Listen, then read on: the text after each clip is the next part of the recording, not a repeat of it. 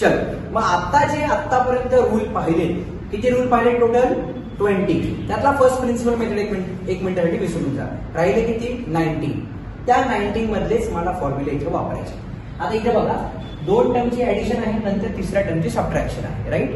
म्हणजे मला इथं ऍडिशन आणि सबट्रॅक्शनचे रूल वापरावे लागतात. मला काय म्हणायचं कळतंय का? बरोबर. मग आता याला सॉल्व्ह कसं करणार बघा. आपल्याला सांगितलं की याचा डेरिव्हेटिव्ह काढा विथ रिस्पेक्ट टू एक्स. तर काय करणार सुरुवातीला कन्सिडर. बरोबर. आपण क्वेश्चन कन्सिडर केला, लिहायचा आन्सर शीट मध्ये.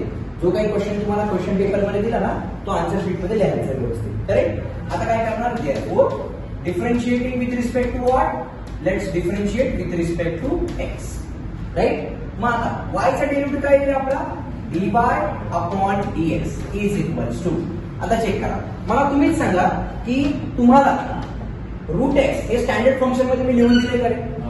रूट एक्सचा डेरिव्हेटिव्ह आपण लिहिलेला आहे, बरोबर. सारखा आपल्याला लागतो म्हणून मी तो लिहूनच दिलेला आहे, राईट. चला, रूट एक्सचा डेरिव्हेटिव्ह स्टँडर्ड फॉर्म्युला आहे, टॅन एक्सचा डेरिव्हेटिव्ह स्टँडर्ड फॉर्म्युला आहे, बरोबर.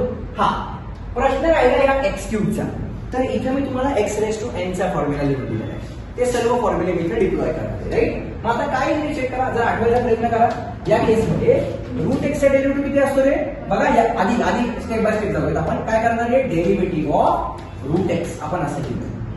तसं आपण काय लिहायचो du अपॉन dx लिहायचो ना. तर ही टर्म माझी u झाली, ही टर्म माझी v झाली.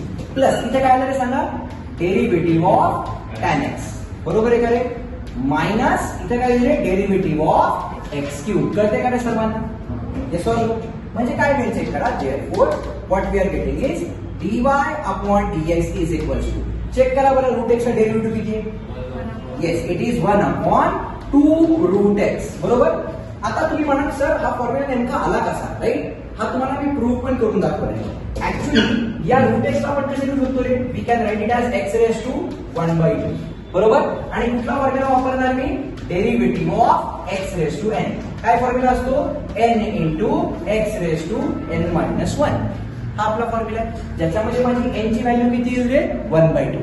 तुम्ही जर या पर्टिक्युलर फॉर्म्युलामध्ये n ची व्हॅल्यू 1/2 टाकली तुम्हाला ऑटोमॅटिकली रूट एक्सचा डेरिव्हेटिव्ह 1/2 रूट एक्स मिळेल, बरोबर आहे नक्की, करेक्ट. प्लस टॅन एक्सचा डेरिव्हेटिव्ह काय शिकवणार आहे. It is sec square of X. Minus sine will remain as it is. आता इथे बघा X raise to n. n ची व्हॅल्यू किती झाली माझी 3. म्हणजे काय आलं n into x raise to n minus 1, बरोबर. Yes or no. म्हणजे मला फायनल आन्सर काय मिळालं बघा. Therefore dy upon dx is equals to 1 upon 2 root X plus sec square of X minus 3x square, बरोबर. मी या आन्सरला बॉक्स करणार and this is what is my required solution. मला सांगा त्या 19 पैकी कुठला तरी एक वेगळा फॉर्म्युला वापरला का रे आपण? नाही. बस तेच 19 फॉर्म्युले माहित पाहिजेत आणि आपल्याला हा क्वेश्चन सॉल्व्ह कळाला. नक्की इझी होता. शुअर. डन.